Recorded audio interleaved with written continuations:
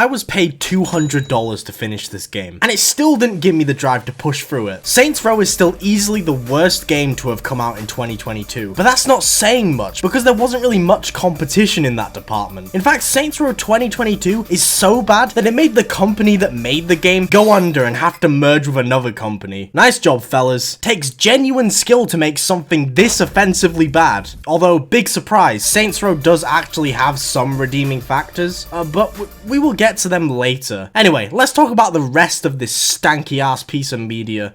So, where we left off, the Saints had been fully formed by these 4 losers. The Saints aren't even considered a gang in the game. The dickhead with the bow tie refers to them as an organization. At least I think he says this. It might have been a horrific nightmare I had one night.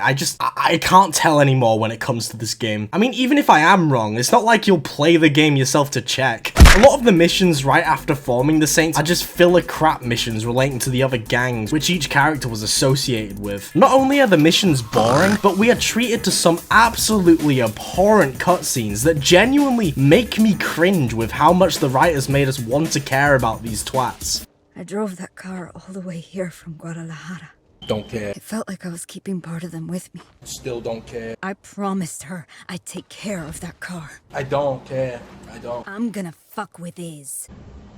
Ooh, you're odd. There was a moment during one of the missions where I kept failing over and over again, not because of the difficulty, but because I was in such a rush to finish this horrible game that I kept killing some mug called Gabriel. The man is literally made out of paper. Literally touching this barbecue with your car obliterates him. I hate you, Gabriel. I fucking hate you. There's this one section a bit later which the developers probably thought was gonna be some badass awesome scene. It has my character, crackhead Kevin, walking into a saloon ready to start a bar fight, and we can't have a bar fight without awesome music, right?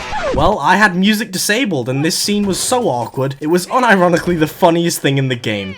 I re-enabled music after this and it was still wank, so yeah, nice job, fellas. There's also a boss fight I fought. It was dreadful. It's not even the worst boss in the game, and that's saying a lot because this boss fight was absolute fucking dog shit. Now, after all that shite, the Saints want to recruit new members, and the best place to gain attention is by taking part in a murderous game show, which is actually my favorite part of the game in all honesty. Now, I don't know the name of the game show itself, but it's a complete shift in tone. I mean, it's still pretty goofy. You kill furries and shit, very akin to the Professor Genki mode in Saints Row the Third. But this one feels really unsettling. It has a really thick, ominous atmosphere during your killing spree. And honestly, it feels kind of fucked up. Which it should. It's a game show about literally murdering for entertainment. I'm in a gimp suit being slapped by a hot dog. I'm giving this game way too much credit. After the game show, it's just downhill from there. It somehow gets even worse than before. The next mission is a prison break, which is always a cool mission in most games. Hell, even Saints Row 2 started with a prison break and it was fun. Your objective is to break out the villain guy you were after at the start of the game. I would make a comment here, but fuck paying attention to the story. You get into the prison by landing on the roof with grace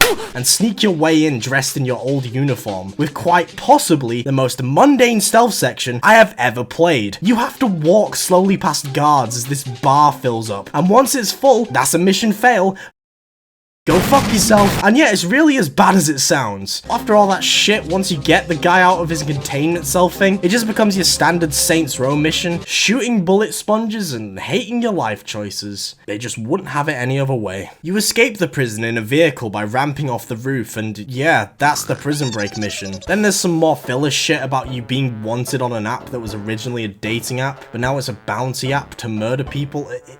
It's a terrible mission. The next actual mission that follows up the story is a mission about the team bonding. Wowee! Yay! We have to travel around in an RV and do activities that always result in the same boring, mundane gameplay, because the developers just had no idea what else to do at this point. They blew their load with the prison mission, I guess. Well, no, that's a lie, because just a bit later there's 2 set PC missions that have us killing both leaders of the opposing gangs. The first one is a train heist, and it has you going from room to room killing the same few enemies over and over and over and over and over and over and over. There is this one part in the mission where you hijack a tank on the moving train, and you know what? This is actually enjoyable and genuinely really cool. I'm having a lot of fun. Oh wait, it's already over. Fuck's sake, man. Then there's the yacht mission, where before you get to the yacht, you get this amazing dialogue from Kevin. This is is gonna be an epic statement.